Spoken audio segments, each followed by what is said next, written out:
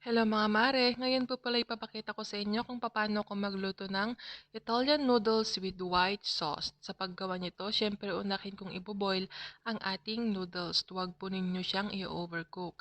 Sa kabilang banda, nakapagkat na din pala ako ng cherry tomato, onion at saka yung ating basil. Yung onion po or yung ating tomato, kahit wala po kayong cherry tomato, pwede po yung normal na kamatis lang. Tapos nilagay ko yung olive oil tsaka yung ating butter. Kung mapapansin nyo po, inuna ko pong nilagyan ng olive oil bago ang butter. Ano po ang rason? Para po, pag nilagay yung ating butter, hindi po mabilis masunog yung ating butter. Kaya laging unahing lagyan ng olive oil.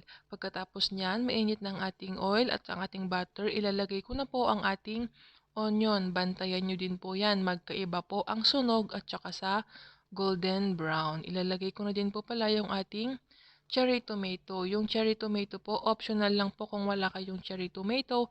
Pwede nyo pong lagyan ng kamatis, gaya nga ng sinabi ko. Yung normal kamatis, okay na po yan. Basta ikat nyo lang po siya ng katamtaman. Pwede din po kayong maglagay ng bell pepper, pero hindi ko po siya nilagyan. Nilagay ko na din po pala yung ating basil at yung ating shrimp. Tsaka ko hihalo yung ating noodles. Yung paglalagay po ng shrimp, optional lang din po yan. Kung ayaw nyo po ng shrimp, pwede nyo po siyang wag lagyan at kung gusto nyo naman, mayroon kayong iron, pwede nyo pong lagyan ng chicken. Chicken po ay okay na okay din po dyan. Sa kabilang banda, nakagawa na din po pala ako ng aking white sauce. Yung aking white sauce po, double cream lang po yon, tapos milk at nilagyan ko siya ng parmigiano. Yung parmigiano po, maalat na po kasi yon, kaya una ko po siyang nilalagay at sinasabay ko dyan sa aking white sauce. Tinitikman ko po yan kung maalat ba o hindi. Pag okay na yung timpla, ang idadagdag ko na lamang po dyan ay yung ating pepper.